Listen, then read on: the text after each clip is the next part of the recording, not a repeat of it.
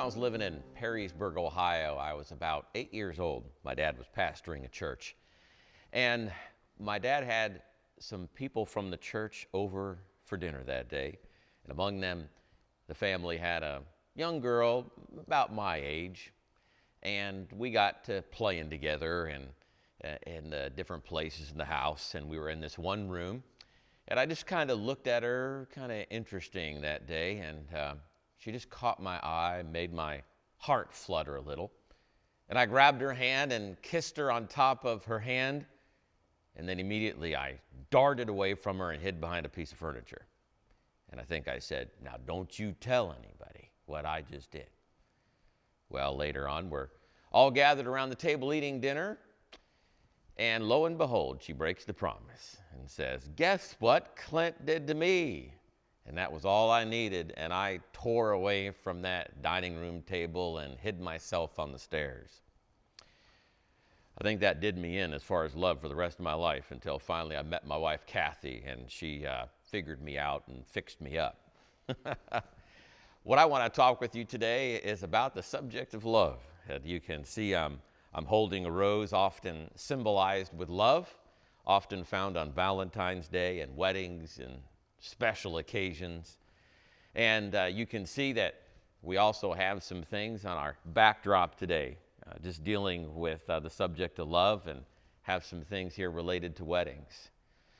All of us think about love in different forms, different seasons of our life, different ways. It's a universal feeling. And so I believe this program today, called The Mystery of Love, is going to be important and is going to connect with us all. In regards to love and our culture, maybe you've heard of the movie called Gone with the Wind with Scarlett O'Hara and Rhett Butler. The number one grossing film when you factor in inflation, around $3 billion, the number one grossing film. And then also you had the book that went along with it. It's one of the top selling books of all time, well over 30 million. And I believe why it connected with so many people, is because of that theme of love between Scarlett and Rhett. The mystery of love. And when we talk about the mystery of love, we're not just talking about romantic love between a man and a woman. We're also talking about the love that bonds together a parent and a child, the love that bonds together two siblings, the love that bonds together two friends that are friends for life. So it's a love that is found in romantic relationships, but also extends beyond that. The place where we want to start is with a scripture that I want to read to you out of the Bible, and it comes out of the book called Song of Solomon. "Set me as a seal upon your heart, as a seal upon your arm. For love is strong as death. Jealousy is fierce as the grave. Its flashes are flashes of fire, the very flame of the Lord. Many waters cannot quench love, neither can floods drown it. If a man offered for love all the wealth of his house, he would be utterly despised." I read this and was looking it over, and I was sharing with my wife, and I said, honey, we're both Christians. We believe in Jesus. We read the Bible all the time. But I said, putting all that aside, this little passage right here, this is just a really good piece of literature that really describes well what love is. The full context of this book of the Bible called Song of Solomon is a love story between a woman who's affectionately attracted to a man and a man who's attracted to this woman. And in this particular passage, it's the woman speaking of this man that she is so affectionate, feeling so affectionate for, where she says about him, "Set me as the seal upon your heart, as a seal upon your arm." And she says about him, "For love is strong as death. Jealousy is fierce as the grave. Its flashes are flashes of fire, the very flame of the Lord. Many waters cannot quench love." This woman says about this man she's so attracted to, "Neither can floods drown it." If a man offered for love all the wealth of his house, he would be utterly despised. Isn't that beautiful? The place where we want to begin in this discussion today is about love through the years. The first place where love starts is love as a parent. You have that time as a new couple when they come together and they find out they're going to have a child, and the wife is pregnant. And over the period of that 9 months, that baby grows, and being able to feel the kicks through the womb, exploring what are we gonna name him or her. Some move to find out if it's going to be a boy or girl. Others just want to wait and be surprised. And then they move forward and preparing the room and maybe doing some painting, or maybe buying, some cribs and some clothes and some toys. Some people have baby showers, all in preparation for this little boy, little girl that's going to soon come into this world. And then the day comes, sometimes in the middle of the night, at inopportune times, sometimes at convenient times. But then this little boy, little girl comes out of the womb and is put into the arms of the mother, and the mom and the dad look into the eyes of that little baby, gazing, whose eyes does he have?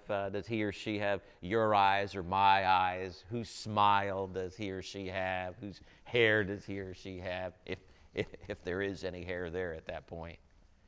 And there's an instant affection. There's an instant emotion, feeling, a bond of love between that young mother and father and that firstborn. And then eventually if they have another child or another one, a full house. And even if it's perhaps even an adopted child, there's a tremendous movement of children being adopted in our country, in America, adopting children in the United States, and even children from other countries of the world. And there's even that first time that adopted child becomes theirs. And they look upon that child not as somebody else's, but as their own, and welcome that child into their family. And even in a case of adoption, there's that instant bond and love between that parent and that new child coming into their home. Then there's the love between the child and the parent. And I've read from time to time some stories, some reports, how doctors have done some research and sharing how important it is that child have that bond, that love with that mother, that father, in those early hours, in those early days, and even in those early years. Or there can be a tremendous effect psychologically or physically. So that child needs that affection, needs that love from that mom, or that dad, or that grandparent, whoever it may be, to be held, to be cuddled, to be talked to be just looked at, to be held near.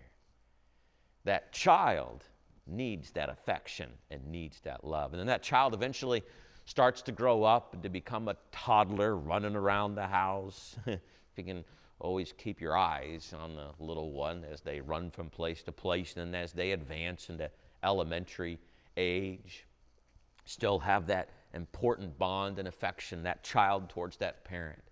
And then eventually the child moves on, and there's that love as a junior higher and as a teenager.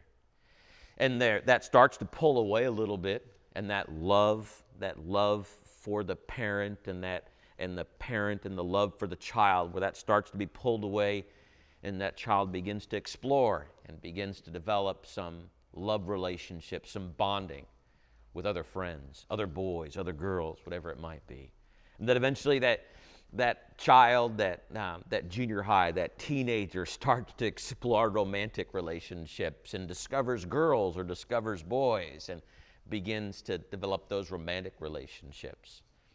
That teenager, that young adult, moves into adulthood and comes into the love relationship through marriage and finds that person that they want to spend the rest of their life with. The love found within a parent and a child, the love found in the child towards the parent, the love found as the child grows and becomes a teenager and a young adult, and then the love that matures and moves into adulthood that finds its way to marriage. And there's also different kinds of love. Love within the family. The love within the family that we already had mentioned between a child and a parent, but also a tremendous love between siblings, and as well as between children and grandparents, and sometimes children and aunts and uncles and cousins, that important bond.